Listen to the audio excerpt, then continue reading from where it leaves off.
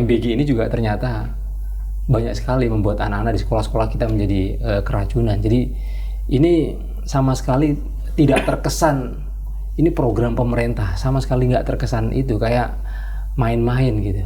Nggak serius, ini program gila yang pernah ada sih gitu. Ini program memang gagal sejak dalam perencanaan.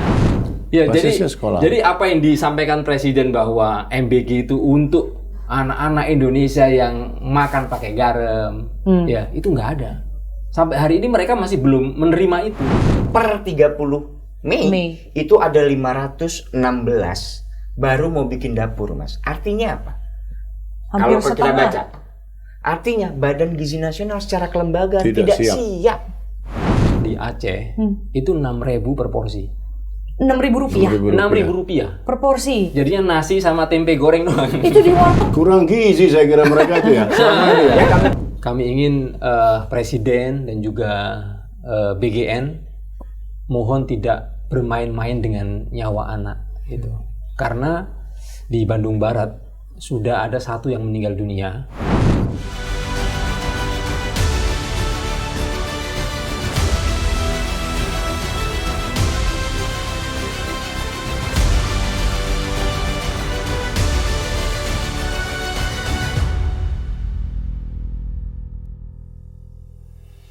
Halo, selamat pagi, siang, sore, malam, dimanapun teman-teman berada. Balik lagi di Poker Pojok Keramat. Kali ini kita bakal ngebahas MBG, makan bergizi gratis.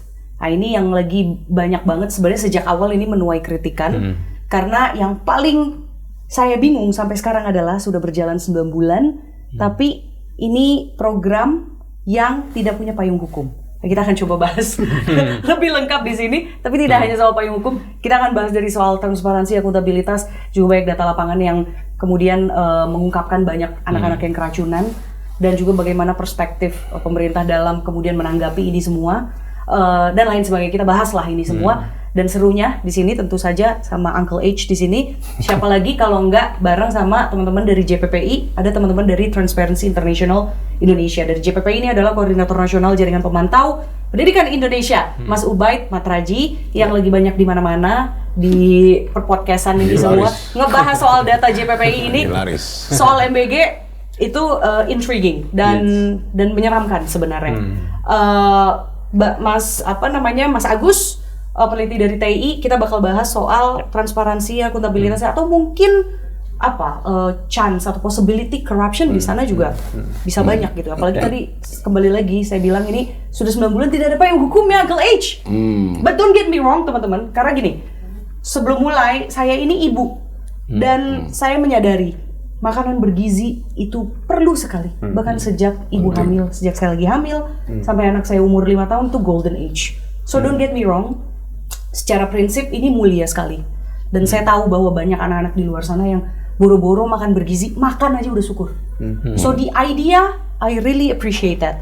Tapi memang akuntabilitas ini yang perlu sama-sama kita kritisi karena kita sayang sebetulnya, gitu. So aku akan langsung banyak ke Mas Ubaid dulu, karena Mas Ubaid kebetulan tadi saya bilang lagi laris-laris ya. Jadi habis ini harus segera berangkat ke tempat lainnya. So sabar dulu Mas Agus. Aku akan explore dari Mas Ubaid dulu.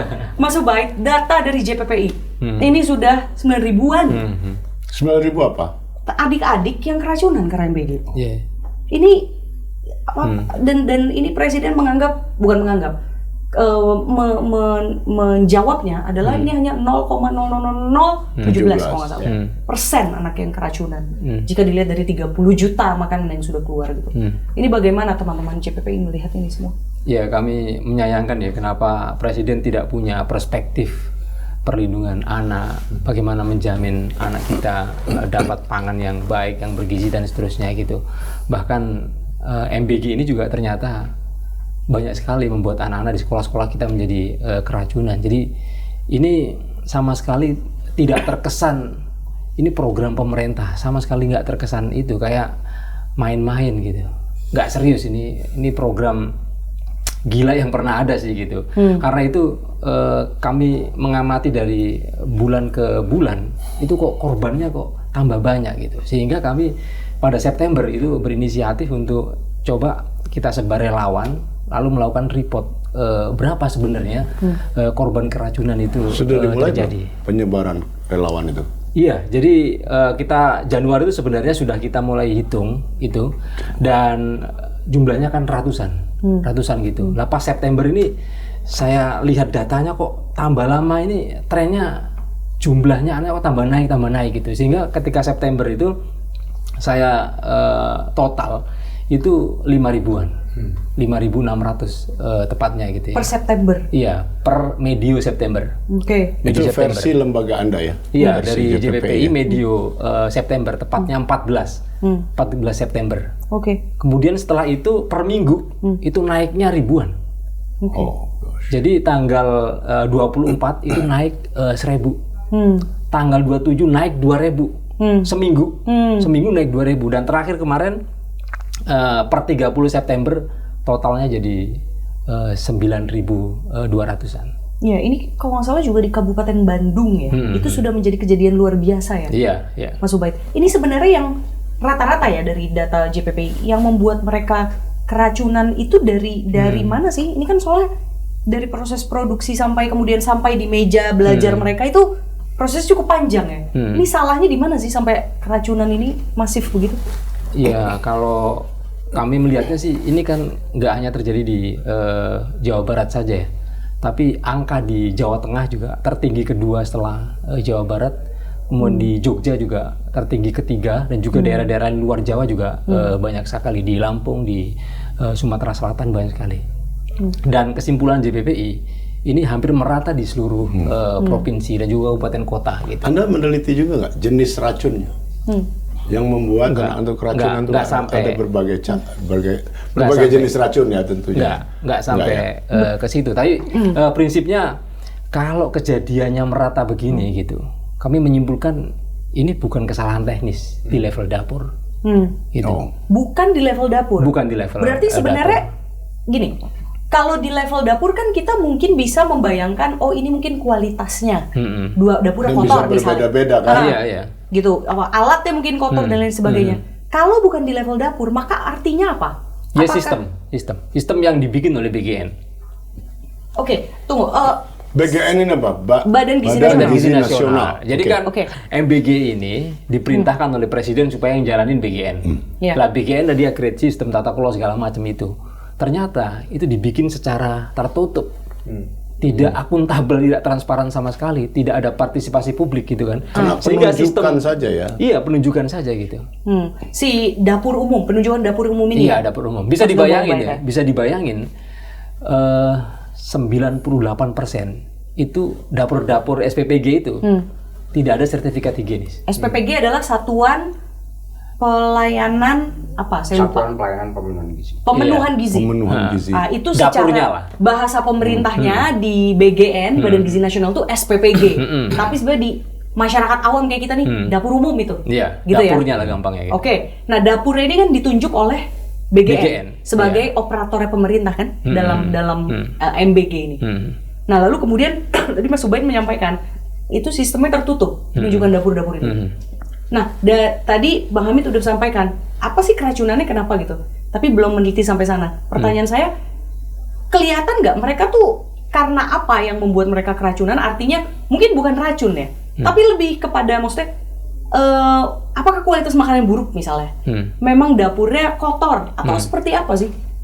Jadi mereka itu nggak tahu. Mereka ini siapa? Ya, para pengelola dapur itu gitu. Jadi nggak tahu. Jadi kan dapur ini dibikin, pokoknya asal ada, asal jalan gitu. Jadi tidak dilihat kualifikasi. Ibarat kata nih, ibarat kita kalau kita profesi kita sebagai mau kerja sebagai driver, kan harus punya SIM. Bisa dibayangin kalau kita bekerja sebagai driver, nggak mengantongi SIM, nabrak nggak kira-kira? Membahayakan orang lain nggak kira-kira? Lah, dapur-dapur ini dibikin ya tanpa ada tadi SIM tadi itu, misalnya surat higienis. Verifikasi, apa, gitu. Sanitasi. Dan mungkin hampir sebagian besar itu nggak pernah punya pengalaman toh. Iya, iya benar. Apalagi untuk memberi makan segini banyak orang gitu. Iya. Sekaligus. Ini sesuatu yang tidak mudah. Saya kira yang punya kemampuan untuk itu hanyalah perusahaan-perusahaan catering besar lagi, bukan yang kecil-kecilan, yang suka kantor pesan 50 box, itu pun nggak bakal sanggup pun. Itu yang raksasa. Nah, yang besar ini kan sedikit sekali di Indonesia. Jadi maksud saya semua problem ini baru di tahap ini aja nih Tan, sudah predictable sebetulnya, sudah sangat mudah kita bisa duga bahwa pasti terjadi, karena unprecedented nih, ngasih makan 89, sekian juta anak sekaligus.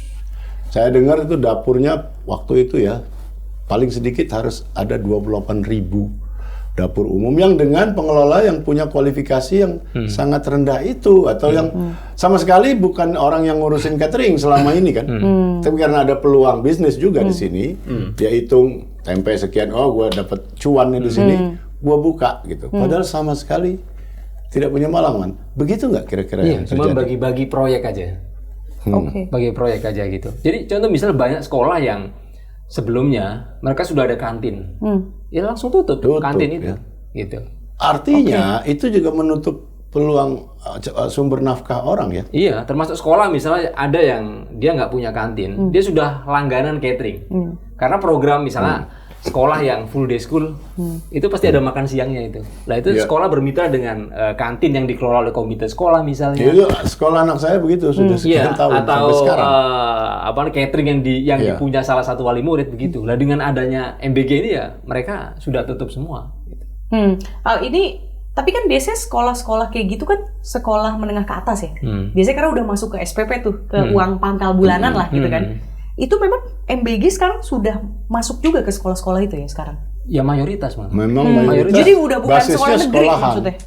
Ya, jadi apa yang disampaikan Presiden bahwa MBG itu untuk anak-anak Indonesia yang makan pakai garam, ya itu nggak ada.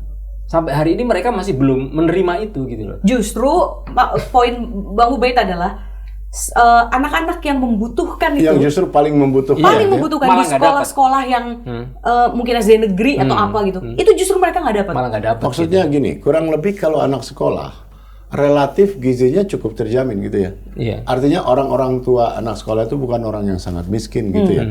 Artinya tanpa MBG pun mereka makannya udah memadai, kan gitu maksudnya tuh. Iya. Yang nggak punya sama sekali tadi, justru kan nggak sekolah misalnya. Jadi sasarannya kemana sebenarnya kan?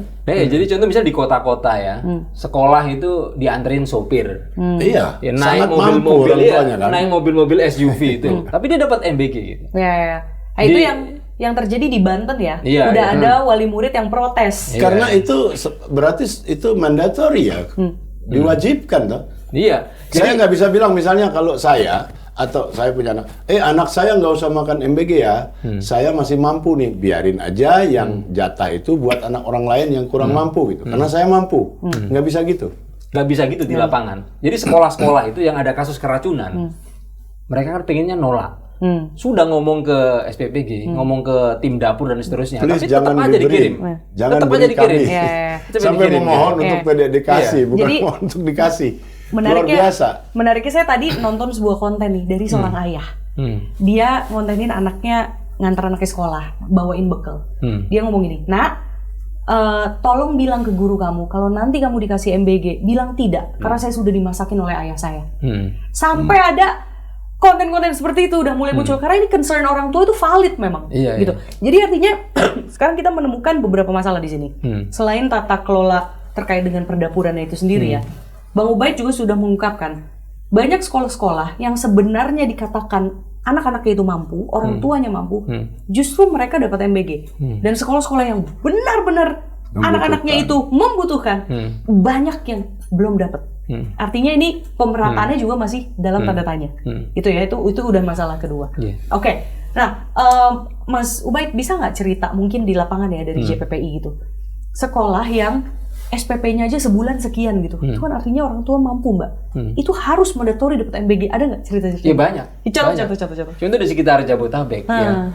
Rata-rata masuk mampu, sekolah, SMP-nya kan ada masuk ya, SPP-nya kan masuk ada 3 juta, 2 juta dapat MBG mereka. Gitu. What? Jadi Bulanan 3 juta, 2 juta dapat MBG dapat dan MBG tuh. itu. Bisa dicek. Kenapa? Karena ya kan ada kewajiban dapur-dapur ya, SPPG itu berdiri di kota-kota gede. Iya, yang gampang dijangkau. Yang gampang cara dirinya gitu. Di pelosok ngapain Sementara bikin? pelosok yang membutuhkan Gitu gitu kan, yang harusnya mendapatkan prioritas, belum ada Iya. satupun dapur di sana. Sebaliknya sekarang, contoh Mas, di daerah mana yang sekolah buruk, ini ya dari sisi segalanya lah. Akses, Oh, transportasi akses, segala macam Ya banyak. Contoh Tapi nggak misalnya yang dekat dari Jakarta misalnya. Di Kabupaten Bogor banyak sekali sekolah-sekolah yang Pelosok gitu ya di Kabupaten Bogor. Yang Dan itu dekat- nggak ada nggak ada, dapur nggak ada umumnya. MBG. Tapi kota Bogor bukan kabupaten nih, kota Bogor rata-rata dapat gitu. Oh. Kita tanya kenapa MBG Bogor tidak memprioritaskan ke yang kabupaten yang jauh-jauh sana. Secara gitu. teknis sulit. Ya soalnya. dapurnya gimana? Iya. Kita mendirikan dapur di Rugi mana? pula kan dari segi bisnis. Kalau di kota itu kan satu dapur minimal 3.000 anak. Jangkau sekolahnya deket-deket. Yeah. Nah, Mudah kalau ya. misal di Bogor kabupaten yang sono, Rugi. susah transportasinya, susah ada akses jangkauannya susah, aksesnya susah Air bersih gitu. susah dan sebagainya. Dan secara keuntungan nggak cuan. Pasti. Gitu. Jadi memang Iya, ya. Ini menyeramkan Berat sekali. sekali. Mas Ubaid dari data JPPI pernah nggak melihat yang paling concerning gitu ya? MBG-nya kualitas itu seperti apa sih memang? Yang Jadi contoh misal di Aceh itu 6.000 per porsi. Rp6.000 Rp6.000 per porsi. Jadinya nasi sama tempe goreng doang. Itu di warteg Jakarta nggak dapet apa-apa kan, Glitch? Dapat nasi sih 15-20 doang. ribu. Jadi maka menjadi aneh kalau BGN ini kan kemarin banyak kasus keracunan. SPPG yang ada kasus keracunan ditutup. Padahal menurut catatan JPPI, masalahnya itu tidak hanya keracunan. Ya tadi Apalagi? harga proporsi dipotong, ya kan. I see. Bahkan JPPI menemukan ribuan dapur fiktif. Itu yang sama DPR kemarin Iya, juga. iya, Mana nih DPR dapur-dapur juga. fiktif ini? Oke. Iya, gitu. Oke, jadi kalau SPPG-nya begitu, saya ikutan jadi bahasa birokrasi nih. Dapur umumnya seperti itu, ya. Itu tanpa keracunan pun, itu sebenarnya gizinya rendah, toh berarti. Iya, iya. Jadi bahkan nggak keracunan pun nggak tercapai tujuannya, Intan. Karena kalau 6.000 perak dengan itu mau makan apa anak-anak yang sangat perlu gizi ya di masa Proteinnya tepat ya. pertumbuhan gitu kira-kira. Ya, protein lah gitu. Begitu sebenarnya. Iya, kejadiannya. jadi tempenya itu diiris setipis ATM gitu. Beneran ya itu ya. Beneran itu di Aceh ya. Iya, ada yang semacam Itu harus pasti Anda punya dokumentasinya itu ya. Iya, iya, Foto, ya pasti. video segala macam. Pasti ada itu. Ya, kan. ya. Itu tempe, proteinnya apa waktu itu? Itu tempe kan protein. Iya, tapi nabati, maksudnya yang hewaninya. Yang hewannya Tambah telur satu. jauh. Telur satu. Telur satu ya. Oh gitu. Telur satu anak satu gitu atau diiris. Satu. Oke, Satu. bulat. Lumayan. Bulat. Oke. Ada telur kotak nggak ada. Ada loh sekarang cetakannya. Oke. Tapi Ya, setidaknya membuktikan itu satu telur kan kalau telur rebus. Iya. Kan kalau dadar bisa aja dua telur dibilang. Kayak kita beli nasi goreng ya kan nggak Iya, ada yang iya. tahu. Iya. Ya oke. Right. Nah ini kalau misalnya aku coba ke Mas Agus nih kan kita udah ngomongin anggaran tadi tipis-tipis ya. Anggaran apa yang menarik temuan dari TI banyak sih sebenarnya. Aku Yang concerning. nyela napas panjang dulu ya karena ini yang perlu digarisbawahi adalah ini program prioritas nasional PSN. Jadi di era Presiden Prabowo ini ada pergeseran. Di era Jokowi itu lebih banyak ke infrastruktur dan di presiden yang sekarang ini itu bisa dibilang lebih banyak non infrastruktur. Makan bergizi gratis salah satunya. Salah keduanya adalah pengadaan TV Smart TV. Smart TV itu gitu ya. Nah, dalam konteks BGN kami itu sudah mulai melakukan kajian kami namanya judul kajian kami adalah proyek makan bergizi gratis gitu Bukan ya. program. Bukan program. Iya. Kenapa Anda Pak. sebut itu? Ya karena pada akhirnya ini perburuan rente. Dan Apa itu karena- nampak terlihat sangat jelas gitu. Apa yang disampaikan Mas Ubaid tadi itu clear sekali. Anggaran dari anggaran 15.000 tapi sampai ke siswa itu pemotongan sampai dengan Rp6.000. Anggarannya per porsi itu 15.000.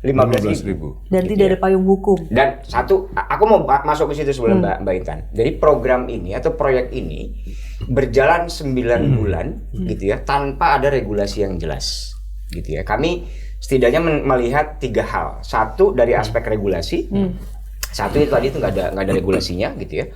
Keduanya dari aspek kelembagaan, dalam hal ini Badan Gizi Nasional itu sendiri, dan ketiganya adalah dari aspek operasional. Operasional itu dari mulai dapur sampai dengan ke sekolah-sekolah gitu ya, ke end user gitu. Nah, ketiga-tiganya ini punya tingkat risiko yang sangat tinggi. Gitu ya. Mulai dari risiko dari segi apa? Korupsi. Risiko korupsi yang sangat tinggi sekali begitu. Signifikan. Di tiga aspek tadi. Aspek besar. Dalam konteks regulasi misalnya per hari ini gitu ya. Saat kita typing itu belum ada regulasi. Yang tersedia baru regulasi pendirian Badan Gizi Nasional. Tapi regulasi program itu tidak ada sama sekali. Oke, berarti ini sebelum Anda lanjut ya. Jadi atas dasar apa? Ini atas dasar instruksi lisan presiden gitu maksudnya. Program sebesar ini. Jangan lupa ya, itu di dalam anggaran APBN kan paling besar ini.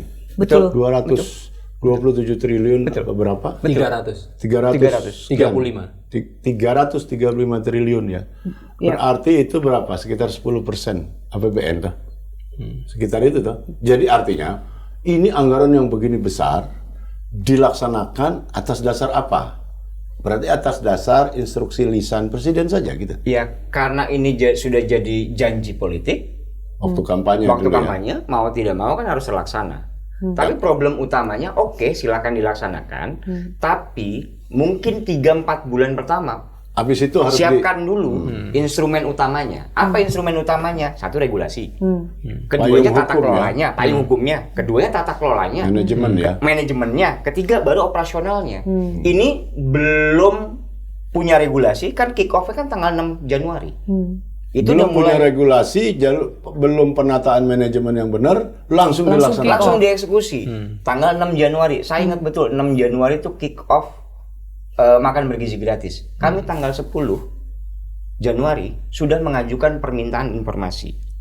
Kepada siapa? Kepada Badan Gizi Nasional tentunya. Informasi soal? Informasi soal apa? Satu, kami pengen tahu berapa sih total anggarannya. Untuk seluruh Indonesia. Seluruh program. Seluruh program makan bergizi gratis. Yang akan menyangkut hampir 90 juta anak ini ya. Jadi ditanya dulu nih. Iya, kita kami minta dulu sampai nggak tahu ya. Kami minta dulu nih satu. Keduanya SOTK-nya. Apa itu? Struktur organisasinya. I see. Siapa yang ada di dalamnya, gitu ya? Siapa sih sebetulnya kepalanya, kemudian sekjennya dan seterusnya begitu ya. Ketiganya petunjuk teknisnya. Nah, yang menarik adalah apa yang disampaikan Mas Ubay tadi, semua itu terjadi karena ada petunjuk teknis. Nah, pertanyaannya jadi begini, apakah petunjuk teknis itu boleh dikeluarkan oleh deputi? Secara hukum tata negara, saya mau disclaimer, saya ini bukan orang hukum, gitu ya. Tapi dalam bacaan kami, harusnya petunjuk teknis itu bukan keluar dari deputi, harusnya dari kepala BGN. Gitu. Ketiganya adalah dari aspek partisipasi. Kami pengen tahu, BGN gimana sih cara membuka ruang partisipasi publiknya, gitu ya. Nah, yang terakhir adalah kami juga meminta soal bagaimana mekanisme pengadaannya. Pengadaan apa? Pengadaan barang. Ini kan pengadaan barang, Pak. Jadi ya, harus itu itemnya banyak ya, berasnya, telurnya dan seterusnya. Sampai ke omprengnya itu betul sekali. Ternyata kami dapat petunjuk teknisnya itu justru malah dapat dari internet. Muncul tuh, coba kami pelajari di situ. Siapa yang mengeluarkan itu? Yang Anda tiba-tiba dapat dari internet itu siapa yang? Sudah banyak beredar ketika itu di bulan-bulan Februari ya. Tetap sumbernya nggak ketahuan? Nggak ketahuan sumbernya, tapi itu dalam bentuk kop suratnya Badan Gizi Nasional ketika resmi itu. Ya? Resmi dari Badan Gizi Nasional. Begitu Anda konfirmasi, benar nih surat Anda gitu? Nah, itu surat kami yang pertama, Mas. Surat kami yang keduanya, karena kami bikin corruption risk assessment, maka kan butuh instrumen. Nah, instrumennya itu karena kami sebagai lembaga yang menjaga akuntabilitas, kami undang dong penerima manfaat. Asumsinya adalah hasil kajian ini penerima manfaatnya adalah Badan Gizi Nasional. Tujuannya untuk memperbaiki kekurangan dan seterusnya. Kami coba undang Badan Gizi Nasional. Untuk undang, alhamdulillah tidak. Nggak datang. Astagfirullah. Alhamdulillah tidak datang. Kemudian kami undang kembali tuh. Kami bersurat kembali tuh setelah Lebaran. Apa alasannya nggak datang? surat kami bahkan surat kami tidak Nggak dijawab. direspon. Oke. Tidak direspon sama sekali gitu. Jadi ini permintaan audiensi lah ya. Betul, ini menunjukkan bahwa Badan Gizi Nasional itu sangat tertutup. Aku sependapat apa yang disampaikan dengan Mas Ubaid tadi sebetulnya. Yang ketiga, kami coba mengajukan surat keberatan informasi.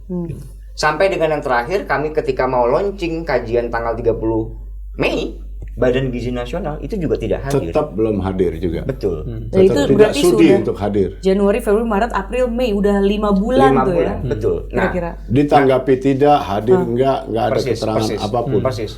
Sebagai lembaga negara ya, itu tidak bertanggung jawab sama sekali ya. Iya. Dia punya kewajiban itu dan masyarakat punya hak atas informasi tentang Iya. itu. Itu ada di Undang-Undang Keterbukaan ada di Informasi Undang-Undang Publik ya. Keterbukaan Informasi Publik. Dan itu harus. Betul. Nah, kenapa muncul apa namanya banyak keracunan, kemudian banyak tata kelola yang berantakan. Kami bahkan sampai pada kesimpulan ini program memang gagal sejak dalam perencanaan. Jadi kalau gagal itu kan di exercise, tapi proses tata kelola sudah disiapin benar, dulu, gitu ya. gitu ya. Lalu Prosesnya ada disiapin, kekurangan, ada kekurangan itu yang dikoreksi. Gitu. Oke. Makanya kami di koalisi pada akhirnya ngambil simpulan programnya di stop deh. Ya, stop dulu, moratorium. Nanti Jangan di-review dilanjutkan, gitu ya. Di-review. Silakan direview, silakan dievaluasi. Kalau memang mau dilanjutkan, maka perlu ada perbaikan-perbaikan. Nah, satu. Kemudian keduanya, Sebentar, dan Anda sebetulnya dengan koalisi sudah menunjukkan itu ya. Yang harus diperbaiki ini aspek ini, ABCD. betul. Bahkan kalau nggak salah tanggal 1 kemarin, Kepala BGN juga sampaikan kan bahwa ke Komisi 9 kalau tidak salah, beliau sampaikan bahwa Presiden mau kok nandatanganin perpresnya. Gitu.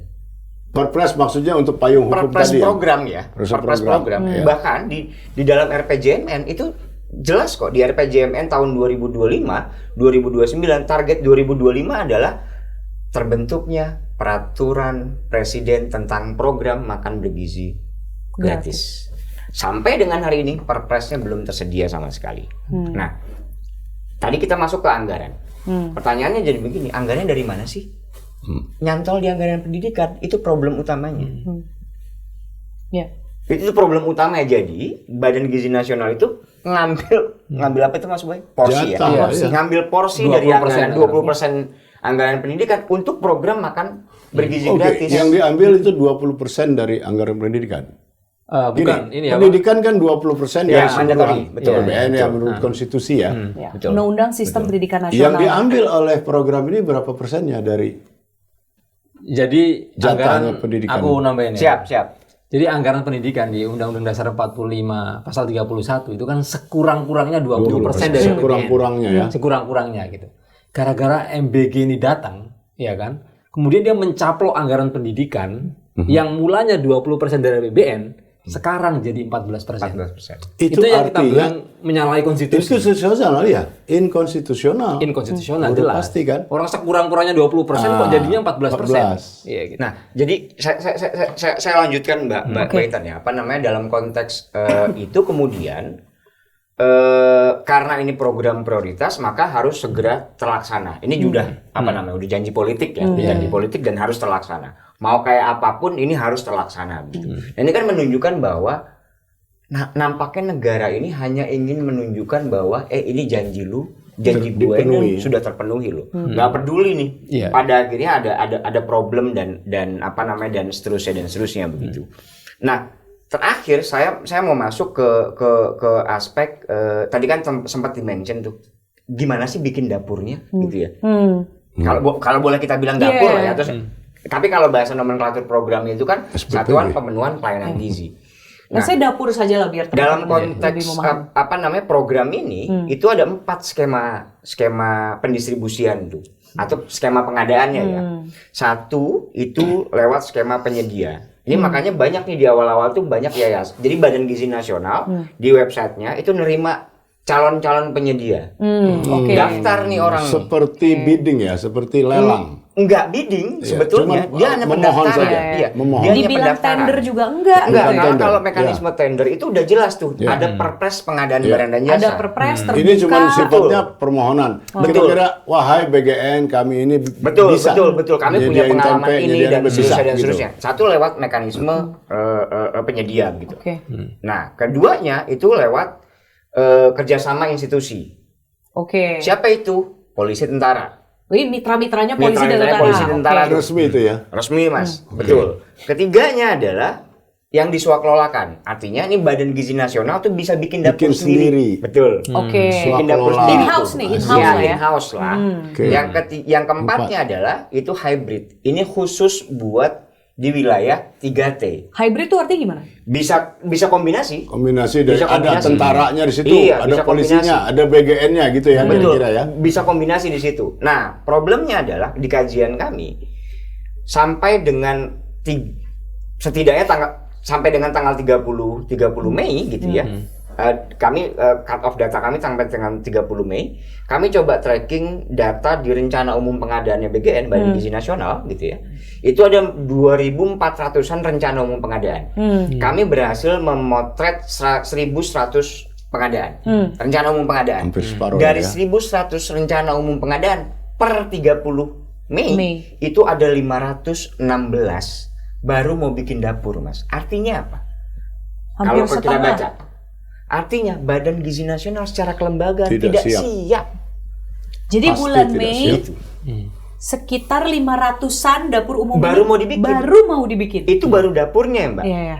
Itu baru bikin dapurnya nih Belum Kak Intan. tata kelolanya, Belum, pengadaan, belum yang ompreng lain. sayurnya, proteinnya, oke. Keduanya, dalam konteks pengadaan juga Badan Gizi Nasional itu menswakelolakan buat apa namanya penanggung jawab dapur yang namanya apa Sarjana Penggerak Indonesia gitu ya. Itu dilatih di Universitas Pertahanan. Oke, itu Ini swakelola memang nih. under Kementerian Betul. Pertahanan Apa, ya. apa yang Oke. dilatih di situ? Ya mulai pengelolaan SPPG dan pengelolaan dapur dan seterusnya. Mahasiswanya. Ini jadi militerismenya emang Sangat kental kuat sekali nih. gitu. Sangat kuat sekali di dalam konteks program makan Sekalinya bergizi gratis pelibatan gitu ya. pelajarnya juga yang berhubungan dengan pertahanan gitu ya. Sebenarnya bukan pelajar karena mereka ini fresh graduate. Oh, oke, fresh Oh, graduate. Fresh graduate. Makanya apa namanya fresh graduate kemudian dia daftar sebagai apa calon apa namanya sarjana penggerak pembangunan Indonesia yang nantinya akan ketika sudah lolos pelatihan akan ditempatkan Disebarlah di dapur-dapur. dapur. Nah, di dapur itu ada 3 sebetulnya SPPI-nya, kepala SPPG, 1 ahli gizi, 1 ini orang keuangan, bendahara lah katakanlah. Oke. Karena yang ngurusin itu. Jadi setiap dapur harus ada elemen-elemen itu. Harus ada 3 ini minimal. Oke, berarti kalau misalnya 10.000 dapur, itu ada 10.000 orang ahli gizi dan sebagainya. Iya, betul. Mungkin nggak itu menurut Anda dipenuhi?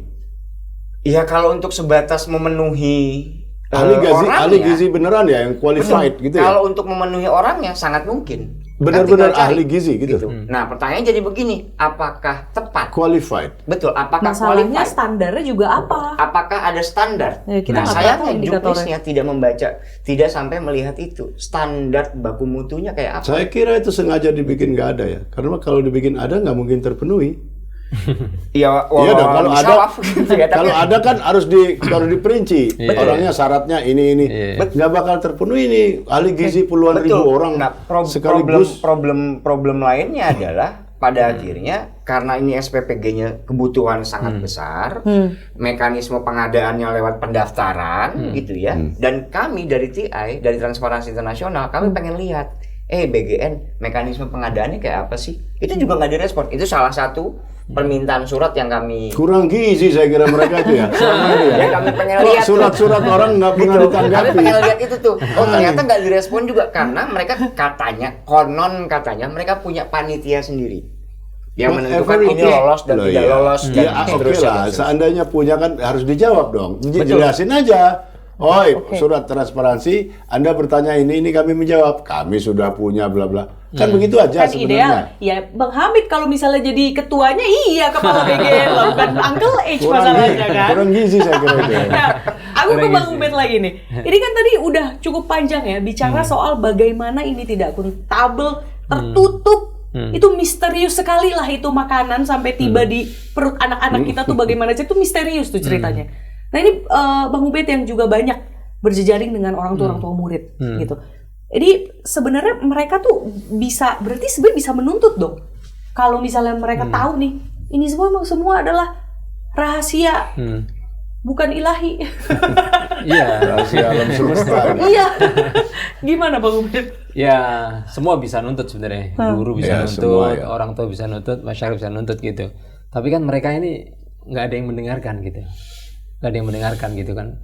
Makanya sampai hari ini kasus keracunan di sekolah-sekolah itu, pertanyaan yang tanggung jawab siapa? Padahal itu kira-kira jalan terus ya. Sampai Kasus hari keracunan sampai kan? hari ini masih ada kasus. Masih ada. Sampai hari ini ada kasus. Itu Kemarin di Pasar Rebo malah deket sini kan. itu sekolah tuh sebenarnya tertekan juga ya? Bang? Iyalah. Atau gimana? Jadi sekolah banyak kasus keracunan ini kan mereka mengajukan ke SPPG supaya nggak usah kirim ke sekolah kami. Karena Memohon untuk orang tua tidak juga pada diberi nggak setuju makan, gitu. ya. Tapi Luar SPPG biasa. nggak denger itu, kasih terus gitu.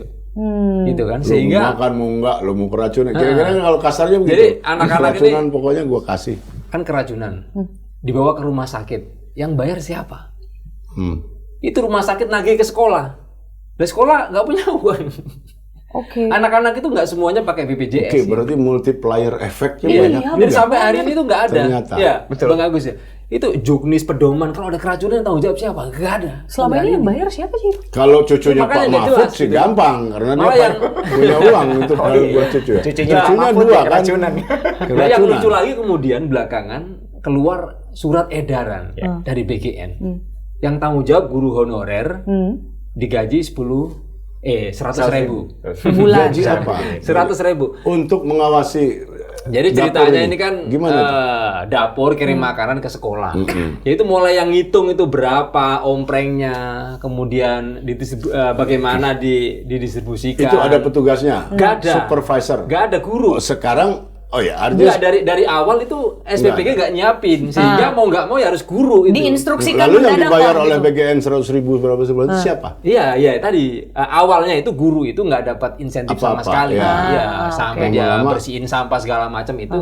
Ada itu guru merasa kok jadi babunya Saya BGN guru ini kok. gitu.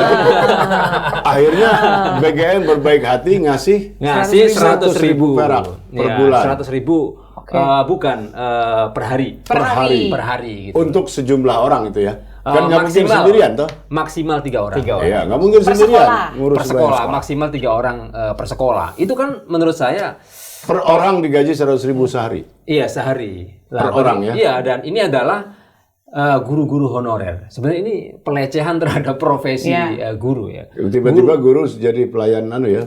Iya. Pelayan warteg. Jadi babu MPG ini kan. Pertanyaanku gini, kalau misalnya kekeh nih, tuh Makanan makanan udah babu nyampe gratis. meja, nolak deh. Nggak mau makan dah.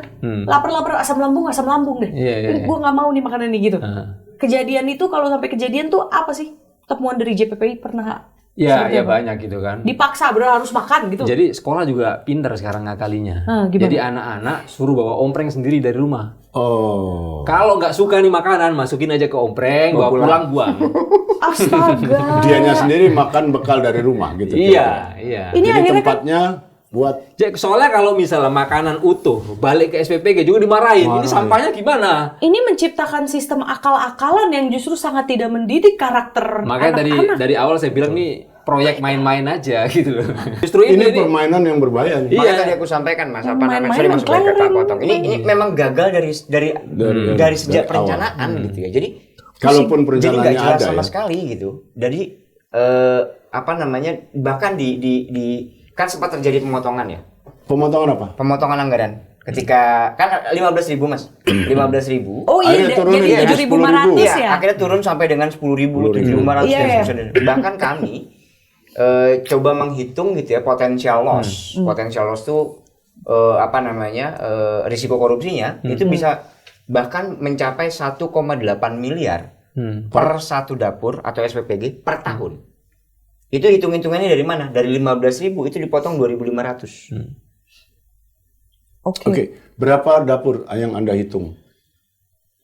Kami kemarin itu kalau kajiannya itu di Kupang, kemudian di Sampling ya? kami Sampling ya? ngambil sampel ya dari Kupang, kemudian dari Aceh, kemudian dari Sulawesi Selatan, kemudian Jakarta. Gitu. Jadi kami coba ambil sampel itu. Itu ketika terjadi pemotongan, itu kalau dihitung sampai dengan setahun per satuan pemenuhan pelayanan gizi dipotong 2.500 saja, kemudian dikalikan itu ketemu 1,8 miliar per SPPG per tahun. Kalau dapurnya 10.000, tinggal dikalikan. Wait, itu kan pemotongan. Itu akhirnya 18 menjadi biaya operasional yang terpotong atau jadi keuntungan mereka tuh? Itu potensial loss. Potential Sangat loss, mungkin terjadi kan. Ya. Gitu. Nah, yang kasus di Aceh tadi 6.000, artinya hitungan kami bisa jadi meleset. Jauh banget itu 6.000. bukan 2.500. Bukan lebih besar 2.500 lagi, ya. dong. Kalau kasus yang di Aceh 6.000, gap-nya jauh banget. Kasus yang terjadi di Kalibata itu kan sebetulnya ada yayasan yang Kalibata, ibu kota Jakarta. iya, ada yayasan yang memang dianggap kompeten untuk bikin untuk mendistribusikan makanan, tapi yayasan ini kan tidak punya dapur. Kemudian dia bekerja sama dengan mitra dapur. Outsourcing lah. Dapur kan juga butuh untung dong. Pasti. Iya kan? Jadi dipotong Jadi berkali-kali dipotong ya. lagi. Nah, pada akhirnya kami ngambil simpulan, ini memang proyek yang tujuannya memang untuk perburuan rente. Dari mulai hulu sampai dengan hilir.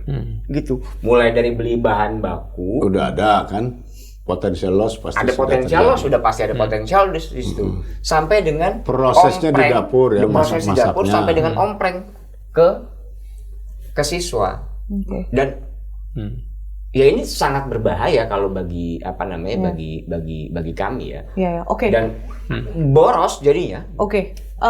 Mas Ubed terakhir sebelum Mas Ubed berangkat ke tempat lain, kami paham.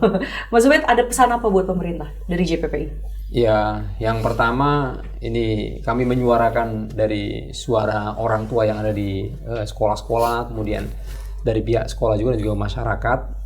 Kami ingin Presiden dan juga BGN mohon tidak bermain-main dengan nyawa anak gitu.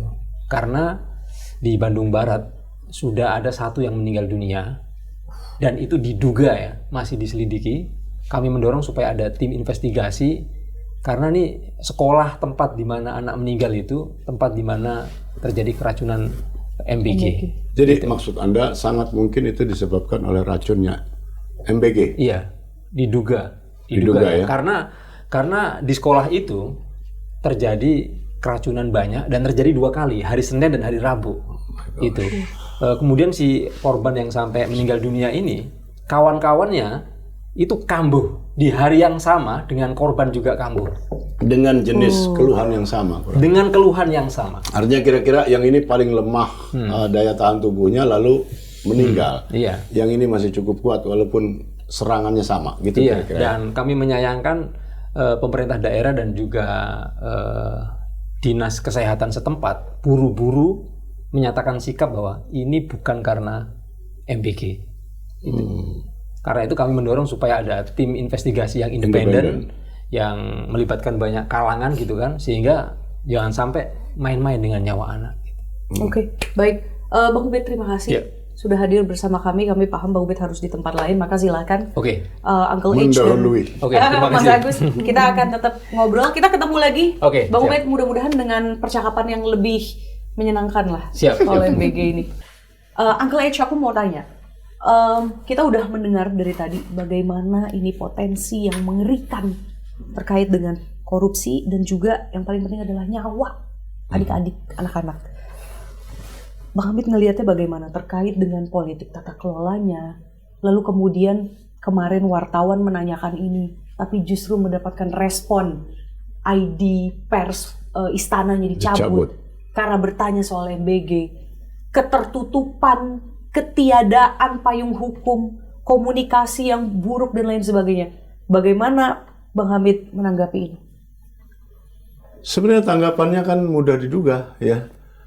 Ini kan jelas sekali bisa dibilang kasarnya berantakan toh. Tadi beliau bilang ini gagal sejak di perencanaan dengan catatan jika perencanaan itu memang ada tentunya ya. Kita anggap itu ada perencanaan dan sudah gagal di situ. Kalau ceritanya ini udah terlalu detail ya. Apa namanya? Too detail to be wrong gitu kira-kira. Terlalu detail sehingga memang udahlah, nggak usah ditutup-tutupi. Akui saja memang kita semua juga maklum dalam arti ini program raksasa. Ya, mau menjangkau hampir 90 juta anak serentak ya. Dan kita tidak pernah punya pengalaman ini.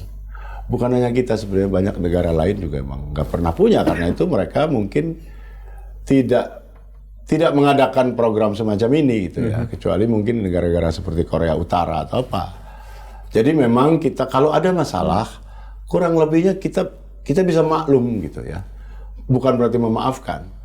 Itu tetap harus dikecam, harus dikritik, tapi bisa dimengerti karena nggak punya presiden untuk program yang begini raksasa. Jadi peristiwa-peristiwa yang diceritakan oleh mereka tidak mungkin berhenti kalau tata kelola dan sebagainya ini business as usual ya, diterusin aja kayak gini dengan segala macam ketertutupan yang orang publik nggak punya hak informasinya diabaikan dan sebagainya ya. Bahkan lembaga seperti Transparency International itu, lembaga seperti ini aja diabaikan begitu telanjang ya oleh BGN. Apalagi rakyat biasa yang Anda bilang tadi, orang tuanya yang keracunan bisa nuntut, nggak bakal nggak bakal diladenin gitu.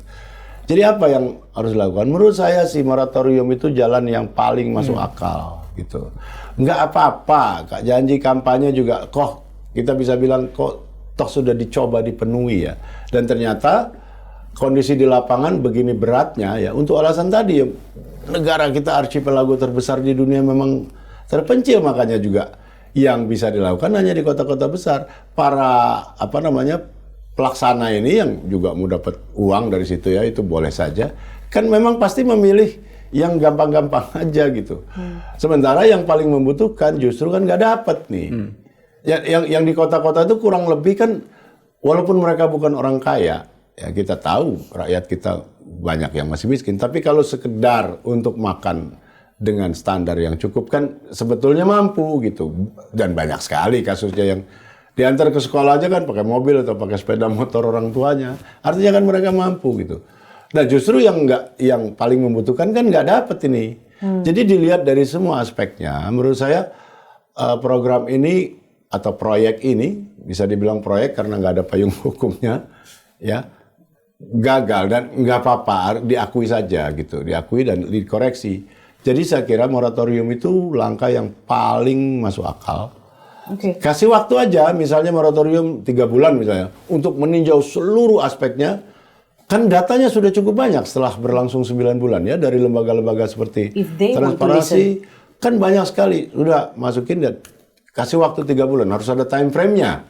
Jangan moratorium nggak jelas waktunya. Katakan 3 bulan, 4 bulan, kita mulai lagi. Nggak apa-apa, memang ini program besar dan kita percaya bahwa tujuannya baik gitu ya. Tujuannya baik dan presiden kita mau memenuhinya janji kampanyenya. Tapi kalau yang sekarang diterusin, sudah pastikan disaster. Nah, Bang Hamid, ini justru beberapa kali statement presiden itu tidak ada narasi yang menunjukkan bahwa ada empati he's gitu backing ya. down gitu. Iya, itu yang Tapi dia kita jalan sesalkan. terus, maju terus gitu. Nah, Iya. ini Bang Hamid melihat ini murni sebagai ambisi janji politik atau memang ada hal lain yang banyak kita dengar juga gitu ya. Dari obrolan-obrolan di warung kopi, media dan lain sebagainya, bahwa ada saja gitu ya di lingkungan istana yang coba menutup informasi sehingga presiden sebenarnya tidak tahu apa yang terjadi sepenuhnya di lapangan. Bang Hamid melihat itu lebih ke arah mana? Kita sudah pernah bahas tuh ya, bahwa seorang pemimpin yang diblok atau dilindungi dari itu umum sejak zaman kerajaan dulu di mana-mana di Eropa di mana begitu. Kita pernah bahas ini soal Lenin ya di Rusia yang sepenuhnya dari Stalin sebagai sekretaris partai waktu itu. Jadi Stalin itu bikin koran satu doang sebenarnya versi dia. Ini buat Lenin. Jadi Lenin taunya bagus. Jadi maksud saya penutupan informasi semacam itu umum. Tetapi bagi saya yang tetap yang harus bertanggung jawab adalah orangnya langsung. Lah dia kan apalagi di zaman seperti sekarang, saluran informasi begini banyaknya, overload information kita sekarang. Nggak mungkin dia kalau dia cuma mengandalkan 1-2 orang atau sekian orang lingkaran terdekatnya, ya salah dia sendiri.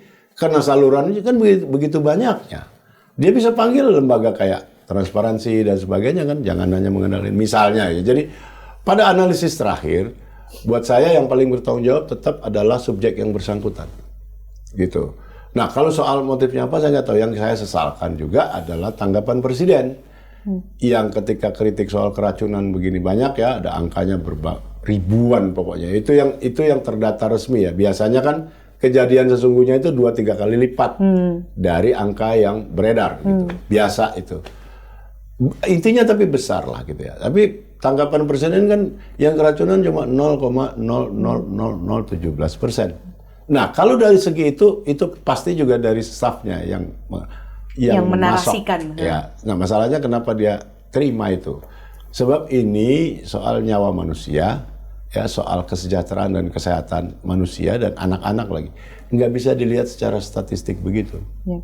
Ya, orang bilang itu umum dalam dunia statistik. 10.000 orang meninggal adalah statistik. Dalam jurnalistik itu ada kayak gitu.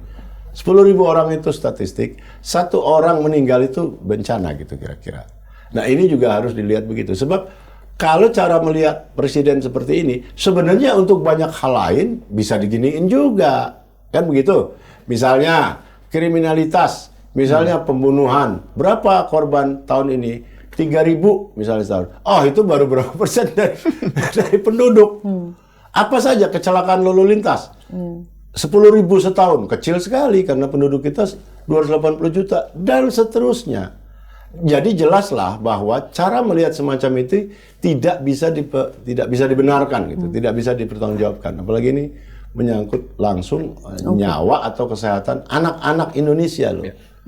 Jadi maksud saya presiden harus memberi tanggapan yang lebih dari sekedar menyebut statistik. Karena ini real situasinya. Statistik itu cuma angka-angka. Nah, aku kembali ke soal payung hukum ini, Bang Mas Agus dan teman-teman TI juga Koalisi Masyarakat Sipil kan ini mendorong moratorium gitu. Pertanyaanku adalah sejauh ini ya dari dorongan moratorium, udah mulai nggak sih ada pergerakan ada dari tanda-tanda gitu ya, bahwa mereka mulai mendengar nih, misalnya itu tuh satu. Kemudian yang kedua, moratorium ini kan buat evaluasi dan juga membuat payung hukum salah satunya. Nah ini seberapa kemudian ini bisa menjadi solusi sih untuk pembuatan payung hukum ini? Jangan-jangan payung hukum payung hukum, tapi ya kalau misalnya operasionalisasi nggak benar juga kita nggak mau gitu, atau gimana? Iya, tentu payung hukum itu bukan dalam konteks tersedia dan tidak tersedianya payung hukum gitu, tapi bagaimana payung hukum ini kemudian diprosesnya dibuat. Masyarakat sipil dilibatkan nggak sih? Dan keduanya adalah bagaimana dengan isinya, gitu ya. Apakah transparansinya, kemudian partisipasinya dan akuntabilitasnya ini kemudian mengakomodasi atau diakomodasi dalam payung hukumnya. Kalau tidak ya akan sama juga bohong gitu ya. Nah, satu itu. Kemudian keduanya, kalau kan sebenarnya ada program serupa gitu ya, sebelum makan bergizi gratis ini dilaksanakan kan ada program sebelumnya, program pengurangan prevalensi stunting. Gitu ya. Ini kan buat anak-anak yang memang terindikasi stunting. Nah, dalam konteks stunting, tapi aku disclaimer dulu, saya ini bukan orang kesehatan jadi nggak tahu banyak, tapi sependek pengetahuan saya ketika bicara soal stunting itu ditangani secara komprehensif. Mulai dari pranikah sampai dengan hamil dan juga anak gitu ya. Nah, dalam siklusnya kan begitu. Nah, dalam konteks stunting saja itu ada perpresnya. Ada regulasinya. Gitu ya. Karena masuk RPJP juga stunting. Betul. Itu ya. Nah, berikutnya adalah dalam konteks stunting mekanisme pengadaannya itu pakai mekanisme pengadaan sesuai dengan regulasi pengadaan Indonesia. Dalam konteks ini adalah peraturan Presiden tentang pengadaan barang dan jasa. Jadi kurang lebih sangat teratur lah gitu. Betul, meskipun banyak masalah juga, tapi lah ya. Secara proses jauh lebih baik begitu. Saya nggak mau bilang ini sangat baik, tapi secara proses udah ini jauh lebih lah, baik gitu ya. Dan regulasi lebih komprehensif. Betul. Nah, sayangnya di makan bergizi gratis itu tidak menggunakan mekanisme itu. Makanya maksud Anda, kalau MBG ini kurang lebih meniru saja proses ini, mungkin lebih baik. Tentu punya risiko yang sedikit lebih kecil, gitu ya. Kenapa? Kalau dalam stunting itu kan bahkan ada peran ibu-ibu PKK kan, Ya. di dalam program penanganan pengurangan Iya. angka stunting ya. Betul. Ada kader-kader PKK gitu ya. Ada Dasawisma yang organik Ada banget ya. betul Iya. sekali. Organik Kenapa banget nggak tuh. memanfaatkan itu? mengingatkan untuk ke posyandu dan lain sebagainya. Saya pernah membaca di India itu juga ada program yang serupa sebetulnya.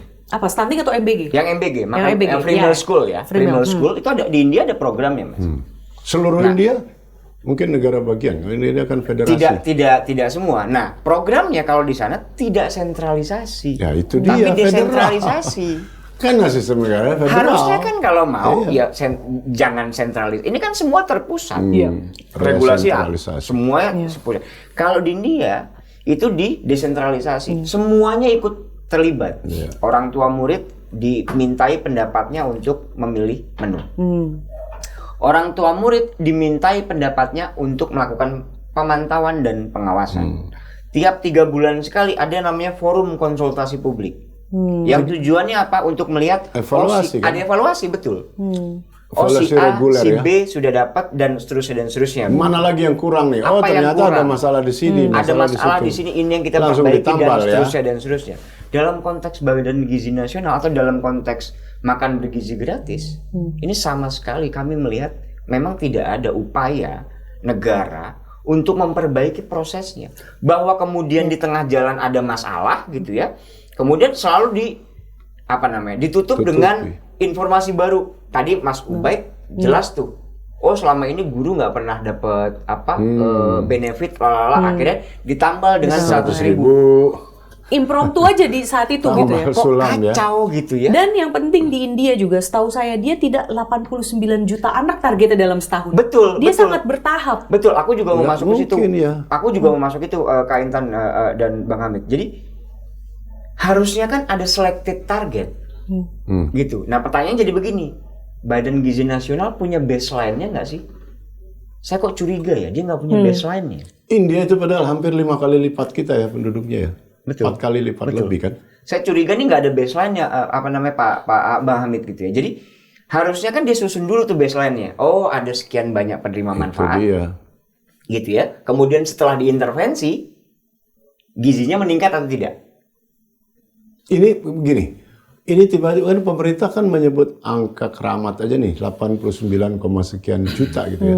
89, sekian juta. Itu apa itu angka? Kayaknya seluruh murid SD gitu ya atau SMP. Primary Iya, betul. school dan Semua secondary. digabung, semua siswa. lalu diperlakukan sama saja gitu. Itu diambil dari data pokok pendidikan, Bang Amin. Jadi seluruh siswa itu akan dapat semua. Makanya tadi seperti yang dibilang Mas Ubaid tadi, sebetulnya yang mobil-mobil mewah pun Ikut dapat. itu juga ikut dapat. Kenapa? Sangat Karena juknisnya bunyinya adalah SPPG, Satuan Pemenuhan Pelayanan Gizi. Satuan Pemenuhan Pelayanan Gizi akan melayani seluruh. penerima manfaat dengan radius 6 km. Oh wow, berarti Itu bunyi teknisnya. Iya, berarti di mana ada sekolah di situ. Di situ yang dapat. Katakanlah di sini ada badan gizi, ada SPPG gitu ya. Di depan mau ada sekolah mewah sekalipun, itu jadi target. Iya ya, oke. Ya oke. Saya juga pernah baca di Brazil kalau nggak salah mencapai 20 juta anak aja perlu 11 tahun. Tahun ya. Kok ini udah 30 juta saja. Oke, anyway, ini aku terakhir untuk menutup Uncle H. Secara umum dengan ini semua, Uncle H melihat ambisi ini justru adalah sebuah kebijakan yang melanggar HAM. Melanggar HAM. Dalam batas tertentu bisa kan. Kalau kejadian-kejadiannya begini, ya ada pemaksaan. Tentu saja tidak disebut pemaksaan. Tapi mandatory kan, kewajiban. Anak-anak yang justru tidak butuh, tetap diwajibkan dikasih kan. Kan itu pemaksaan namanya kan. Jadi ini benar-benar ironi yang luar biasa ya. Ada anak-anak atau keluarga-keluarga yang justru memohon kepada negara supaya jangan dikasih makan. Karena tadi kualitas makanan segala macam bermasalah. Tapi itu pun permohonan semacam itu kan nggak dipedulikan. Iya. menurut Obed tadi semuanya tetap dikirim, pokoknya harus makan. Nah, itu kan pemaksaan namanya. Jelas ada elemen pelanggaran HAM kan di situ, jelas ada kalau begitu. Soal berat kecil, berat ringan soal lain ya, tetapi itu hak warga negara. Kan pelanggaran HAM itu adalah baik negara tidak memberi maupun memberi. Tidak memberi apa yang dibutuhkan oleh warga negara ya, yang basic gitu ya katakan ya. Itu pelanggaran kan, konsep HAM makin lama makin luas ya di bidang budaya dan sebagainya. Tetapi negara juga bisa melanggar HAM dalam arti yang sebaliknya, yaitu memberikan sesuatu yang tidak diinginkan oleh warga negaranya. Misalnya obat tertentu nggak diinginkan, mungkin berbahaya buat anak-anak tertentu, tetapi karena negara mau dipaksa, sama saja itu. Jadi baik memberi maupun tidak memberi bisa potensi untuk pelanggaran HAM. Itu baru dari segi HAM. Ya. Tapi saya kira mungkin urusan ini jauh lebih luas dari itu ya, menyangkut kesejahteraan. Oke, baik. Jutaan anak Indonesia. Mas Agus, terima kasih untuk percakapannya. Untuk Age. Sama-sama. Saya baru kali ini kayak podcastan, tapi kayak geram gitu sepanjang podcast. Karena saya seorang ibu, saya merasakan sekali kalau misalnya anak saya dipaksa untuk makan kayak gitu. Bayangkan. Anak saya pernah doa loh, ya Allah mudah-mudahan sekolah Tidak saya nggak dikasih. dapat MBG. Sih? Anak saya sendiri. Ironi besar. Itu doa seorang anak, doa seorang ayah tentu saja agar anaknya jangan sampai. Betul. Bang Hamid pun demikian. Mudah-mudahan sekolah anak Bang Hamid aman ya. Saya nggak tanya kemarin ketemu, kayaknya sih aman karena dia nggak pernah mengeluh. Oke, Di anyway. sekolah asing sih mungkin ya, nggak kena kali sekolah asing. Berjenjang. Mungkin nanti. Iya. Jangan-jangan belum. Sama-sama. Jangan dulu. Pokoknya saya pribadi dukung moratorium. Ya. Oke, mudah-mudahan podcast ini sampai ke istana dan benar-benar menjadi Kita mengetuk pintu. hati presiden ya, Exactly. karena beliau yang paling berwenang dalam soal Karena ini. ini udah bukan masalah anggaran, ambisi Enggak, politik udah dan lewat sebagainya. itu, udah Ini sudah jauh. masalah nyawa anak-anak bangsa. Oke, baik, kita ketemu di poker selanjutnya. Thank you ya. Baik.